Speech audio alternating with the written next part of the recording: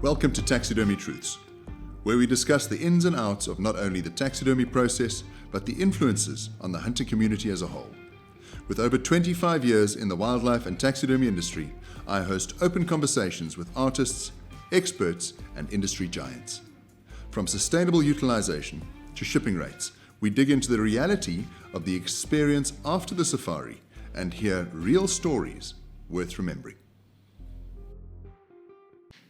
Hi there, my name is Doug Cocroft and welcome to Taxidermy Truths. Over the years, hunting has been referred to as the party, taxidermy the alcohol, and shipping, unfortunately, has always been the hangover. So today, let's talk about that hangover and let's start to pull apart some of the mysteries behind shipping. I'm going to break it into 4 very distinctive areas and try and give you some insight as to what you need to be aware of and why shipping doesn't have to be a scary experience. So firstly, we're going to chat about air freight. Secondly, ocean freight. Then we're going to move on to clearing agents. And lastly, we're going to chat about insurance. All of which are relatively simple if you understand what you're up against. So you've had your hunt, the taxidermy is complete, and it comes time to export your animals. You need to decide ocean freight or air freight. So traditionally, hunters have been told that ocean freight is cheaper. You must go ocean freight because air freight is much more expensive. Unfortunately, in the last 5 years, we've seen tremendous fluctuations in both air freight and ocean freight rates, especially past the COVID period when there were airlines and ocean freight carriers that simply didn't have the capacity or weren't running a route, or there was an embargo and didn't want to carry hunting trophies. Today, 5 years after that terrible time of COVID, we've started to see shipping rates and airline rates stabilize somewhat.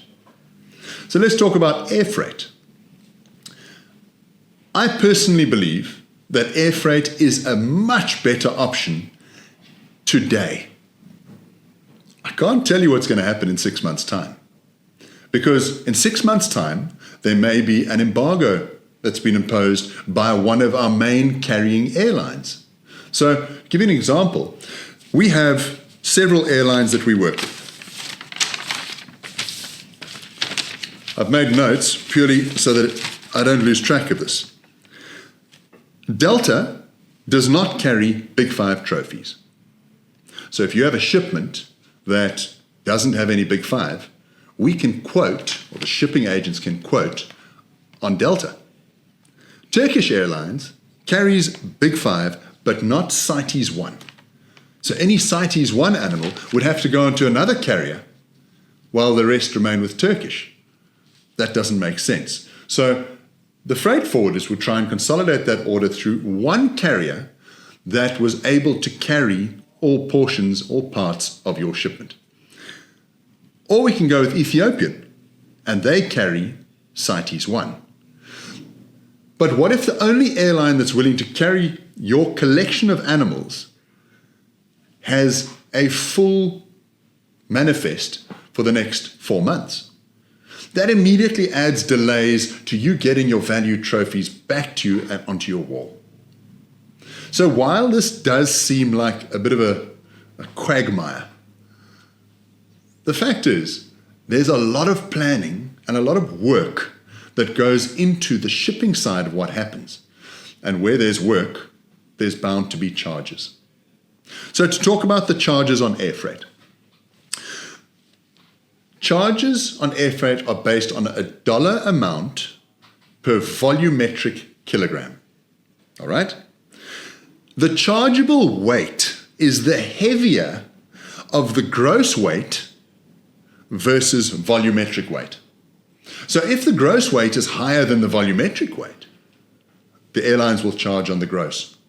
But if the volumetric is higher, they'll charge on the volumetric. So they're going to win no matter which way. The key, however, is to, from a taxidermy perspective, to crate the animals well and be patient enough that when there is a drop or a fluctuation, we are ready for it. As a taxidermist, the idea is that we always want to provide as much space to keep the trophy safe in the crate, but pack them as tight as we can to limit the volumetric weight of your crate. So your shipping by air freight, we call it shipping, but the air freight is calculated on a dollar amount per kilo. A full mount nyala will naturally cost more than a shoulder mount nyala. A base of a pedestal takes up volume. So while you might only have 3 or 4 animals, if all 4 are mounted as pedestals, the volume literally doubles and would be the same as a 10 to 12 animal package. Thus, you're in a position where crating is important and planning the order in advance is important. Additional charges. If you were to receive a quotation for air freight, additional charges that you might not understand what they are. I'm going to try and explain them. CITES inspections. So for those wonderful CITES animals that we have the privilege of hunting, they all need to be inspected on the way out of South Africa and the way into the final destination country. So in the US Fish and Wildlife would be inspecting these shipments on the way in to make sure that the shipment complies with the permits that have been issued at the country of origin. There might be a handling or management fee. Handling or management is the labor cost of the company that is managing the shipment, booking the shipment onto the airline, moving the shipment within the airline, the management of it. This is an administrative task and an administrative fee to the larger degree. But it's very important. Somebody has to book the shipment. It's their job and there should be a cost associated. Documentation fees. Right, there are 2 possible options. Some taxidermists have a documentation and crating fee. In that space, they would apply for the documentation, such as the export permits, and obviously crate them. This gets charged with the taxidermy invoice. Other taxidermists hand that duty of applying for the permits to the freight forwarder. Therefore, the freight forwarder will seek to recoup the costs of the labor and the time involved by adding that to the shipping bill. So it swings and seesaws. While you might spend a bit more with the taxidermist on documentation and crating, you should spend that amount exponentially less on shipping, and vice versa. Fumigation. This is very important. There are stringent rules in place that stipulate that all timber that is being exported out of Africa into foreign countries needs to go through fumigation. There is an official certificate from officially registered companies that states that it has been fumigated. Taxidermists in South Africa are required to purchase their timber from registered vendors. These are guys that import and distribute the correct level of timber for export purposes. They call it export grade timber. The costs around fumigation will vary depending on the size of your crate. If you have an impala, a springbuck, and a kudu, it will probably cost you less than the fumigation for the gentleman who has, or gentle lady, who has 25 trophies fully mounted and ready to be presented in their showroom. So these charges may fluctuate around the fumigation. Cartage fees. This is an interesting one. Cartage fees relate to the movement of the consignment from the freight forwarder to the airline. That distance may vary from a couple of kilometers to 50, 60 kilometers. And as we all know, when you bring a truck company into any situation, you're going to pay. Distribution costs are high, and the trophies, they cannot simply move themselves over into the airline's docks. They need to be moved there. These are all charges that you can expect to pay. They shouldn't be exorbitant, but it is fair to say that for every action, there is a charge. For every labor task, there's going to be a charge. So these are some of the charges that you can expect around air freight. And while it does seem like a lot to take in, the beauty of air freight is once that's all taken care of, the process happens quickly. So if you make a booking at the first of the month, within 2 weeks you should, in most common scenarios, have your freight on airline and able to export to you and have it with you within 3 to 4 weeks of you paying for that shipping.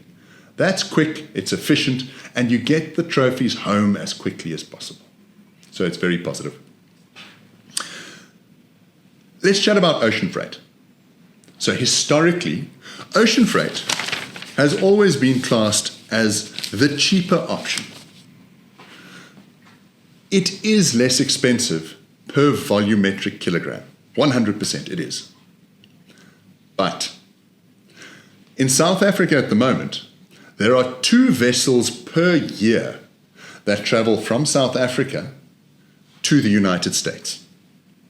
So if your work finishes in February or March, there's a strong likelihood that your shipment will only get loaded into container and put onto a ship in July, August.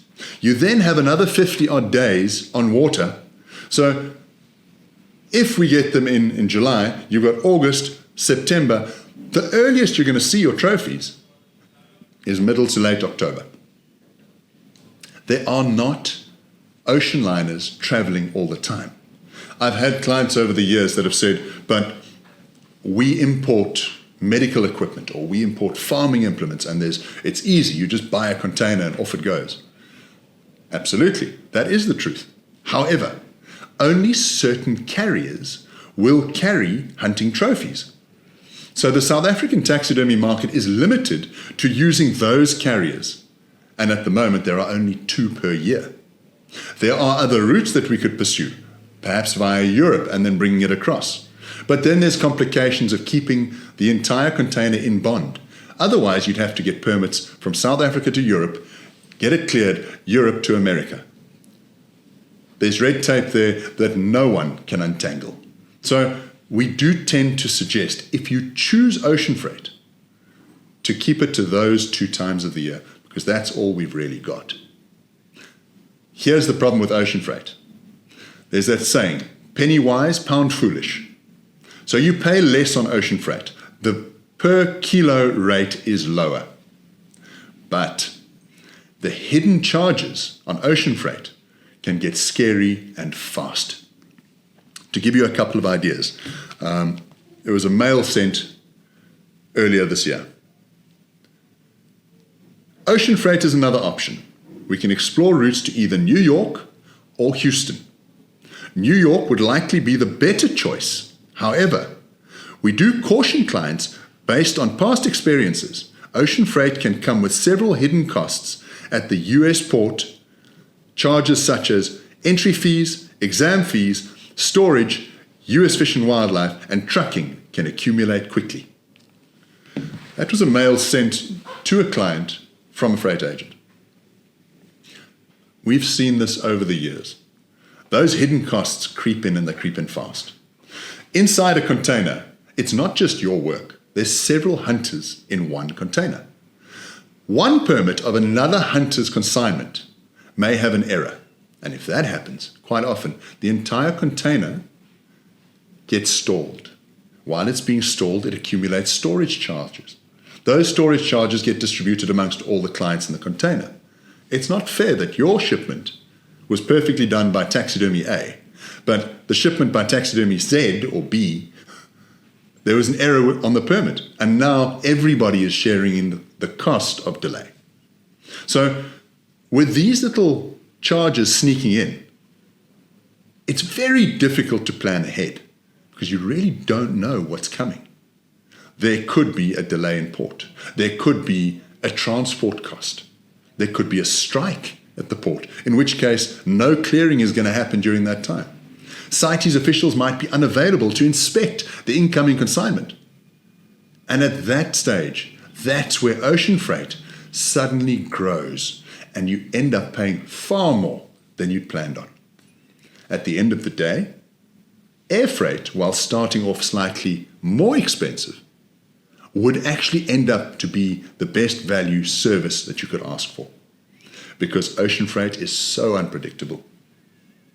Aside from timing and the fact that vessels aren't available, actually having taxidermy on a ship is not a problem. It's a processed animal. It should have gone through the necessary curing, but it should not be a problem to the trophy. So there's no big difference between ocean freight and air freight where the actual product in transit is concerned. So that's a bit around the ocean freight. Charges on ocean freight, again, you've got customs clearance, you've got agricultural exam fees, you've got warehouse transfers, delivery fees, CITES inspections. There's a whole list of these possible charges.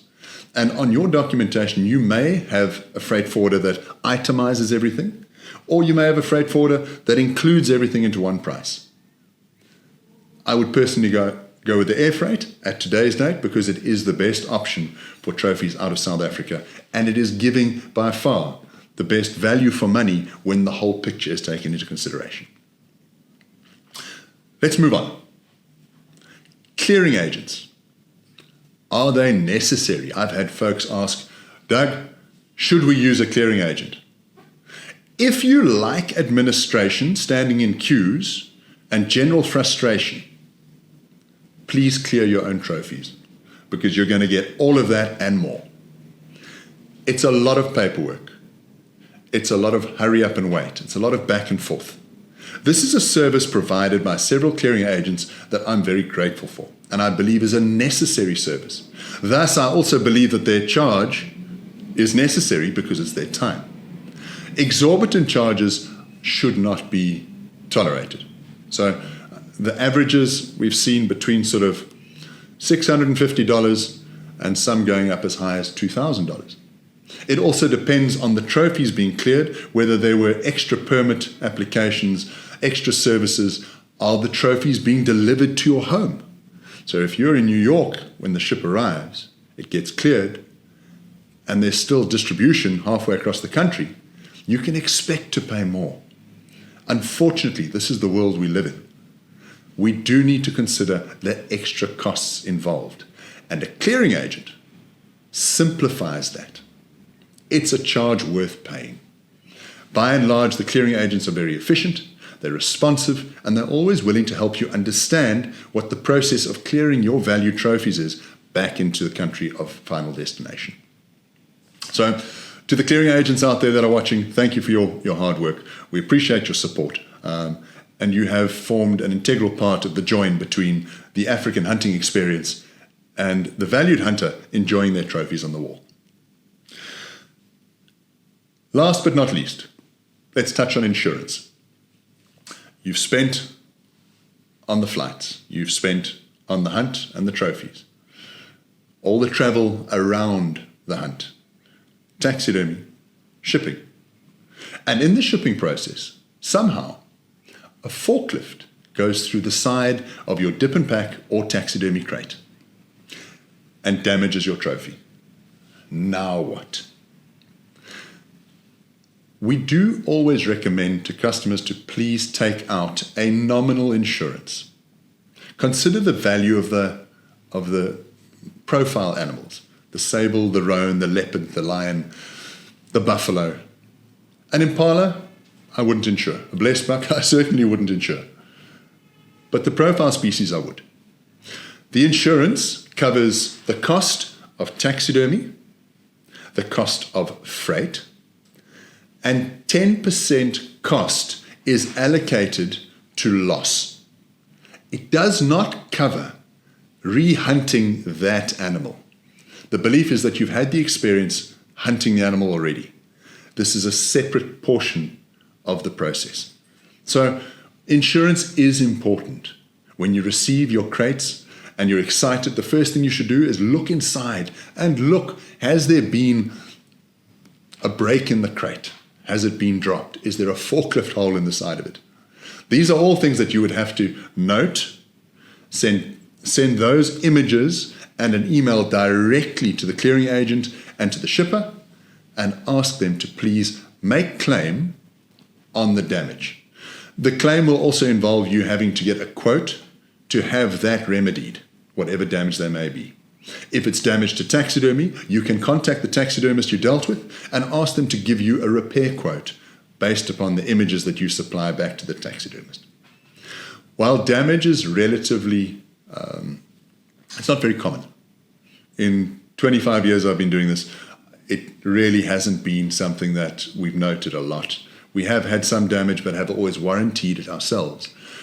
But the fact is, these animals have a story. So we suggest protecting them with a bit of insurance. It doesn't happen often, but when it does, that insurance is invaluable. And it does help grease the wheels of getting them back onto the wall. So by all means, please consider the insurance. Insurance rates, just for information, are based upon an SCI kind of average, and this is used amongst all the freight agents currently in South Africa as a recommended rate of insurance. So there you have it. Air freight, ocean freight, clearing agents, insurance. Shipping is not as scary as it used to be.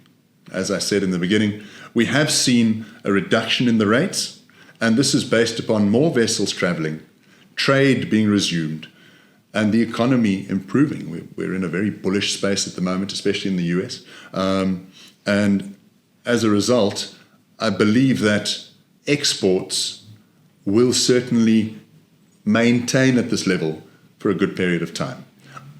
Again, I can't predict what's going to happen in 6 months, but at the end of the day, the rates are in a good place compared to what they were, let's say, 5 years ago. Ocean freight or air freight? I'd go air freight, my personal opinion. Faster, fewer hidden costs, more control, more reliability. Ocean freight, if you're not in a rush, you may just get a much better rate. But please keep in mind those little hidden costs that can suddenly add up and change what used to be a deal and a steal into something that's no longer what you expected. Thanks very much for watching. If there's ever any questions, please leave a message in the comments below. Reach out, and we'd love to try and assist with just more general information around taxidermy, hunting industry, and how you can get the most out of your experience in Africa as an international hunter. Thank you for watching.